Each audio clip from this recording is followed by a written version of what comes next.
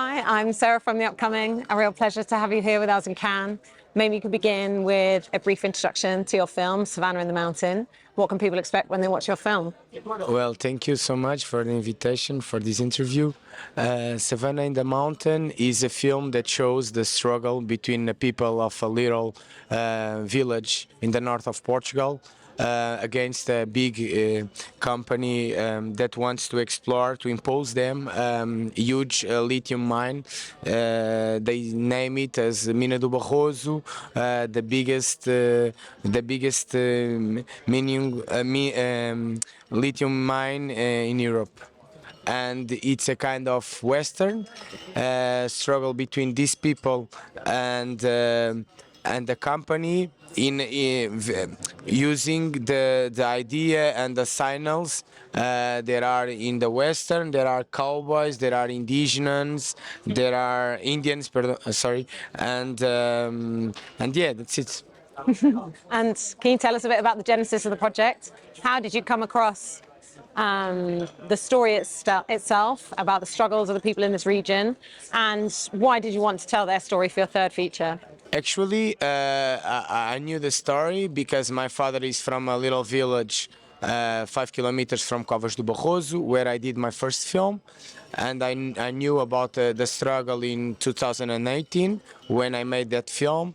And then during the release of that film in the Portuguese theaters, the people just came to speak with me about what was happening and trying somehow, if I had the possibility to do something for them.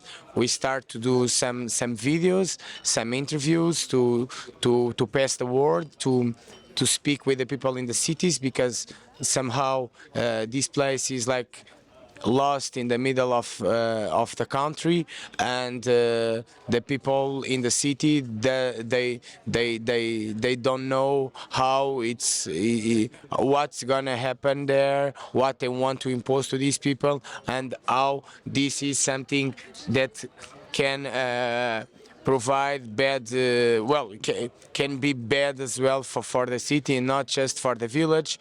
And yeah.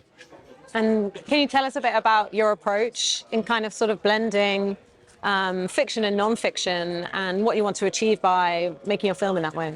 Well, in the beginning, we started to do a documentary, and then I was able to understand that actually it was something sad, and the people were always crying when we were shooting, and because it's really depressive when we speak with people that are used to work in a practical way, agriculture, the animals, and everything. And then when you are struggling a huge company in the secretary with all this bureaucracy and everything, and we realized that actually we had to make a fiction to really show the struggle of the people, and not a documentary, because it was not something concrete and pragmatic. And with the fiction as well, with the fiction we could like be ironic as they are, and we can, like, it's a kind of game, and I gave them characters, and they helped me to write these characters and somehow explore more layers and layers. And there are some connections with the colonial war as well and everything. And it was made with the help of the people there, and with the co-screenwriter Alex Piperno. Talking about this sort of the trappings of a Western that come through the film, was that a genre that you've always wanted to delve into? Were there films that you watched growing up, and how do you think that kind of framework helped you tell the story? Well, actually, I'm not like that geek of westerns. I watch it, and there's a lot of Italian cinema in my movie. I think I believe on that. I'm more for the neorealism than for the western. But if I had a chance to do something that was funny and joyful for them as well during the shooting, and the western was the idea. And because when these characters, they are not really characters, they are people from there. And to be able to shoot with them, they have to enjoy as well the shooting. And this idea of Western and give them the characters, it helps them to enter the film as well in the kind of process of work, because actually they don't have time to shoot with you. They try to, and if it's too difficult, they will give up, you know. And this idea of Western just gave them this hope to be on it. And I guess in the process of making the film, you must have encountered a lot of challenges. And like you said, kind of it is delving into something that is quite a troubling subject matter. But by infusing it with this framework, it's kind of got a more joyful aspect. What was your sort of hardest moment, but also your favorite moment making the film? Actually, I still enjoy a lot when I'm shooting, and I don't know, the most wonderful moment was when we discovered that Carlos Libo was a great musician, and we were writing the songs with him. That we were completely amazed with that, and that we will be able to do it and record it there in place without a studio and everything, and like transform it out of let's say out of the film, transform it in something loud and something important in the region. That what is happening now. The songs from Carlos Libo are a kind of hymn for the struggle, and that it made me proud to, and I think the people from there as well, from that from the cinema we could somehow enter the reality and build something around that. And in terms of the impact of the film, I guess it can work on a number of different levels in drawing attention to the specific situation for the people in that region. But also around the world, there are these David versus Goliath type battles going on, where the power of big corporations is just sometimes seems insurmountable for regular people. So there's also a broader message about trying to support people in those situations. Yes, and at the same time, this idea of eco is a kind of hypocrisy, because when you think that electric car is better for everything, for the ecosystem, it's not true, because to build an electric car, you consume like 30 times more energy than a regular car, and it's much better if you remain with your car 20 years than buy a new car. And this is just the industry, Yeah, I think for us, obviously, I think this is not a film. I told that, but this is not a film about these people against the company. This is like the struggling that are that there's every struggling that there are it exists, sorry, everywhere, when you are like facing an enemy that you are facing, but you can't see the enemy. And that's the thing. It could be like, I don't know, it could be a film about a group of syndicalists that will struggle the boss that is a huge company, whatever it is, like.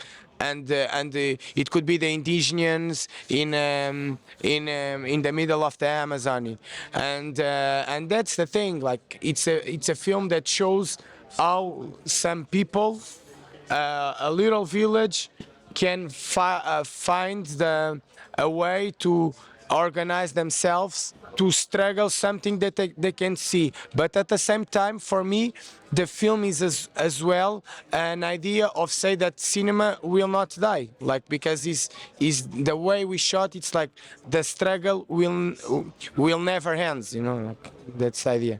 And having a film here at Cannes, I mean, probably as a filmmaker, it has a meaning for you, but also for the message that you're wanting to put forward in the film. What an amazing platform to be able to draw attention to the issue. So what does it mean to you to have the film here?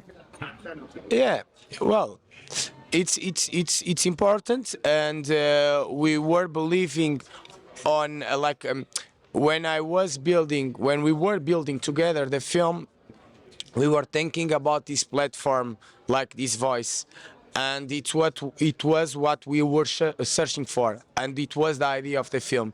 I believe that the cinema cannot change the world, but we can put the things in discussion, and I think Cannes is a good platform for that. And you already know what you might be working on next, and what do you think some of the lessons you might have learned from this process that you'll take onto your next project?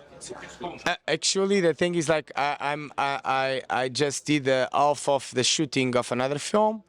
After Cannes, we're gonna edit it, and there's a struggle as well.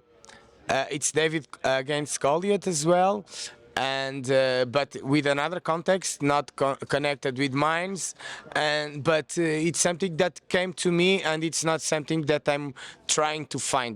Like, I'm not a kind of director that try to find a story to have money to make a film. It's not my idea, and I don't have this idea. I